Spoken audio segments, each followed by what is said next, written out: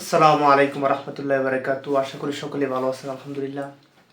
আসলে আমাদের এই বাংলাদেশে দিন দিন প্রচণ্ড শীত বৃদ্ধি পাচ্ছে। আজকে পৌষ মাসের মনে হয় প্রায় 8-9 দিন হবে। আসলে আমাদের এই বাংলাদেশ একটি নিম্নবিত্ত দেশ। এদেশে চরম দরিদ্র এবং অসহায় মানুষ এদেশে বসবাস করে। আসলে তাদের যে আর্থিক চাহিদা এবং খাদ্য, বস্ত্র, শিক্ষা সব চাহিদাই দরিদ্র একটি দেশের জন্য অনেক ঝুঁকিপূর্ণ দেশ।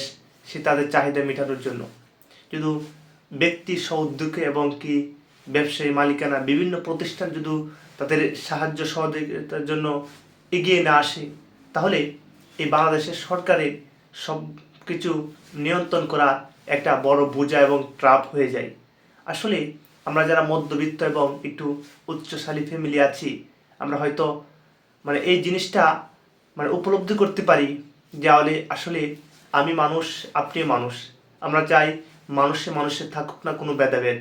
হতে পারে আপনার কর্মের ভেদাভেদ, হতে পারে আপনার চলাফেরার ভেদাভেদ, কিন্তু আপনার যে রীতিনীতি, সামাজিক যে অবস্থান, এই জায়গা থেকে আপনি আপনার সর্বোচ্চ চেষ্টা থাকবে যাতে আমার জায়গা থেকে আমার সর্বোচ্চ একজন মানুষ হিসাবে আমি সেও মানুষ, তাকে সহযোগিতা করার জন্য আমি আমার জায়গা থেকে সর্বোচ্চ চেষ্টা করব।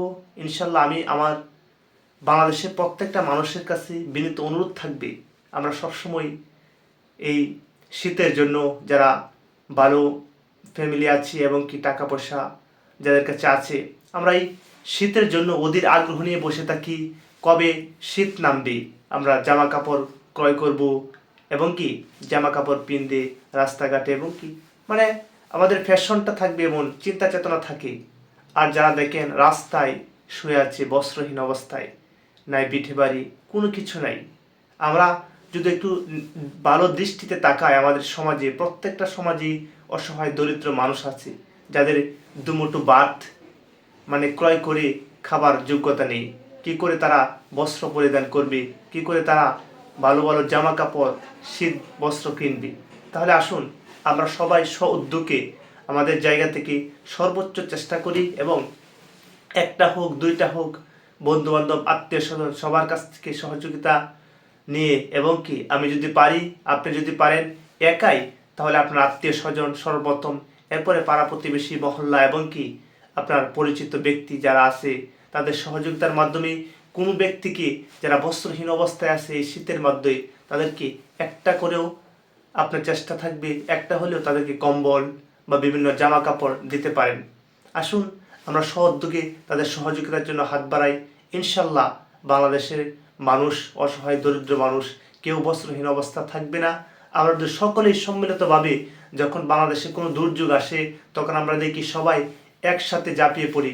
বন্যা হোক, ঘূর্ণিঝড় হোক, সাইক্লোন হোক, বিভিন্ন দুর্যোগ আসে, আমরা একসাথে সবাই মধ্যবিত্ত ফ্যামিলি, যারা একটু উচ্চশালী ফ্যামিলি, সবাই আলহামদুলিল্লাহ সচেতন, আমরা ঝাঁপিয়ে পড়ি। কিন্তু এই শীত যে বস্ত্রহীন অবস্থায় দরিদ্র মানুষ, তারা রাস্তাঘাটে বিভিন্ন অবস্থায় শুয়ে আছে, তাদেরকে গায়ে ঠান্ডা বিভিন্ন কষ্ট জীবনযাপন করতেছে।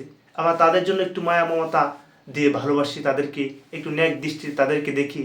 আমরা এভাবে দুর্যোগে যেভাবে ঝাঁপিয়ে পড়ি, এভাবে আমরা স্ব উদ্যোগে প্রত্যেকটা গ্রামে, প্রত্যেকটা মহল্লায় দেশের মানুষের কাছে আমরা একটু সহযোগিতার হাত বাড়াই, একটা কম্বল, একটা সোয়েটার, একটা জ্যাকেট দিই, হয়তো তাদের এই শীতটা একটু আরামে কাটবে।